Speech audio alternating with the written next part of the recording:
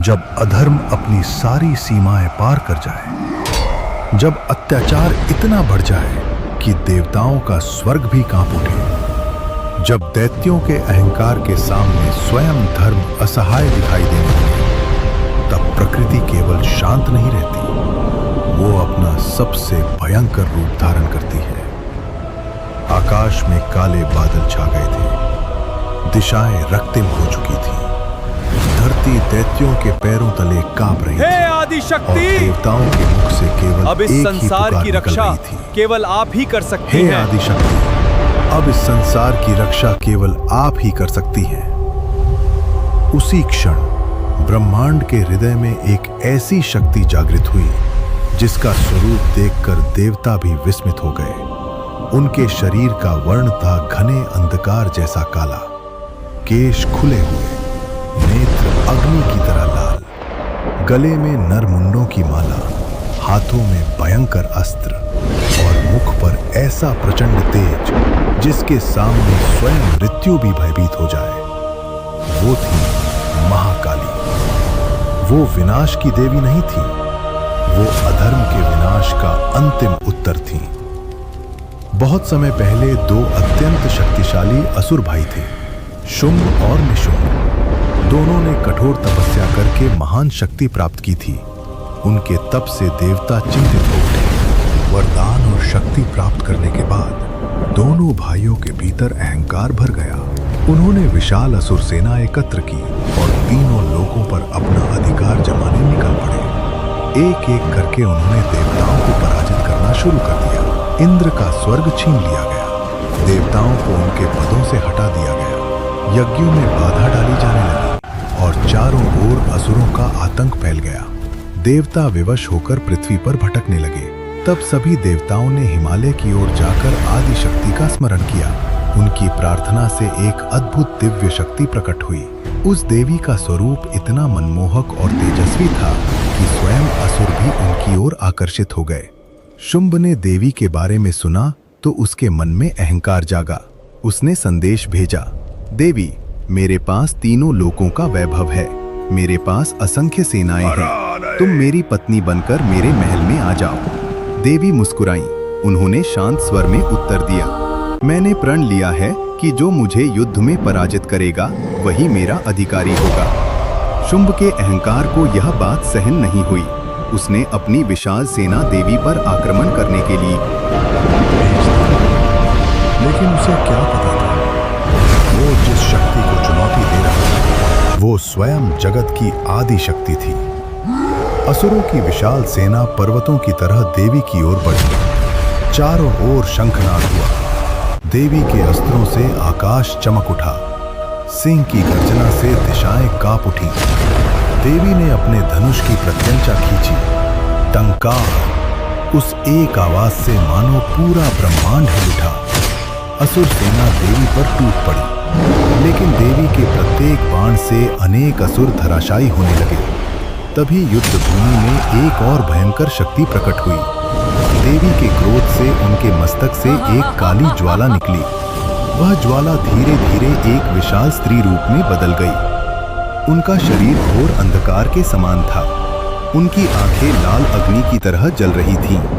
उनकी जिह्वा बाहर निकली हुई थी।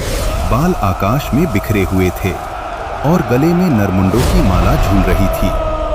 देवताओं ने उस अद्भुत शक्ति को देखा और समझ गए, यह स्वयं महाकाली हैं। लेकिन असुरों के पास अभी सबसे भयंकर योद्धा बाकी था। उसका नाम था रक्तबीज। रक्तबीज को ऐसा वरदान प्राप्त था कि उसके शरीर से रक्त की एक भी बूंद धरती पर गिरती तो उसी रक्त से उसके समान एक नया असुर उत्पन्न हो जाता।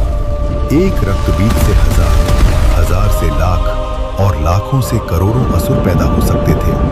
वह युद्ध भूमि में हंसता हुआ आया।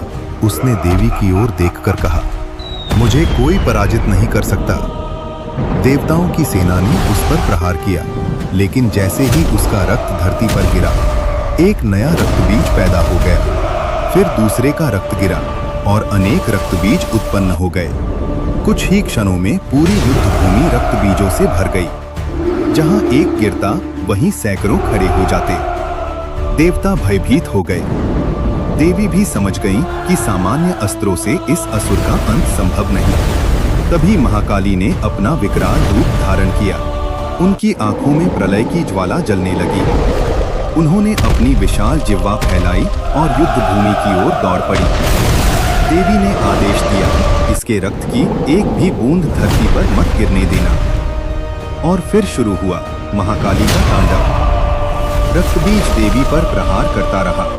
देवी उसके शरीर को घायल करती और जैसे ही रक्त निकलता, महाकाली उस रक्त को धरती पर गिरने से पहले ही पी जाती। एक एक करके रक्तबीज की सारी प्रतिकृतियां समाप्त होने लगी। महाकाली युद्ध भूमि में बिजली की गति से घूम रही थी। कहीं उनका खड़ग चमकता, कहीं उनकी जिह्वा रक्त को रोकती, कहीं उनके चरणों की गर्जना से असुर कांप उठते।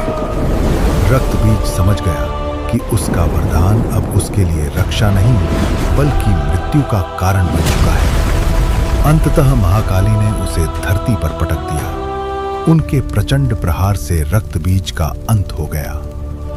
युद्ध भूमि में अचानक सन्नाटा छा गया। जिस असुर की एक बूंद से हजारों असुर जन्म लेते थे, उसका एक भी रक्तकण अब धरती पर नहीं बचा था। देवताओं ने आकाश से पुष्पों की वर्षा की, लेकिन युद्ध अभी समाप्त नहीं हुआ था। अपने सबसे शक्तिशाली योद्धा रक्तबीज को मरा हुआ देखकर निशुंभ क्रोध से पागल हो गया। उसने अपनी विशाल सेना के साथ देवी पर हमला कर दिया। उसके हाथों में अनेक अस्त्र थे। वो पर्वत के समान विशाल दिखाई दे रहा था। उसने देवी पर भयंकर प्रहार किया, लेकिन देवी ने उसके हर अस्त्र को नष्ट कर दिया। निशुंभ ने फिर आक्रमण किया। देवी ने उसके हृदय पर प्रहार किया। वो धरती पर गिर पड़ा, लेकिन उसके शरीर से एक और भयंकर रूप निकल आया। वो भी युद्ध करने लगा। महाकाली और देवी ने उस शक्ति का अंत कर दिया। अंततः निशुंभ का अहंकार चूर हो गया। वो युद्ध भूमि में गिर पड़ा। अब केवल शुंभ बचा था, लेकिन उसके भीतर अभी भी अहंकार जीवित था। वो देवी के सामने आकर गरजा, तुम अपनी शक्ति पर इतना गर्व क्यों करती हो? तुम्हारे साथ इतनी देवियां हैं। देवी मुस्कुराई। उन्होंने चारों ओर देखा। फिर उन्होंने अपनी सभी शक्तियों को अपने भीतर समाहित कर लिया। महाकाली, चामुंडा और अन्य दिव्य शक्तियां सब एक ही विराट शक्ति में विलीन हो गईं। देवी ने कहा, इस संसार में मेरे अतिरिक्त कोई दूसरी शक्ति नहीं। ये सभी मेरे ही रूप हैं। शुंभ स्तब्ध रह गया। फिर दोनों के बीच ऐसा युद्ध हुआ जिसे देखकर आकाश भी कांप उठा। अस्त्रों की टक्कर से बिजली चमकने लगी, पर्वत हिलने लगे, धरती कांप उठी। देवता आकाश में खड़े होकर उस महायुद्ध को देखने लगे।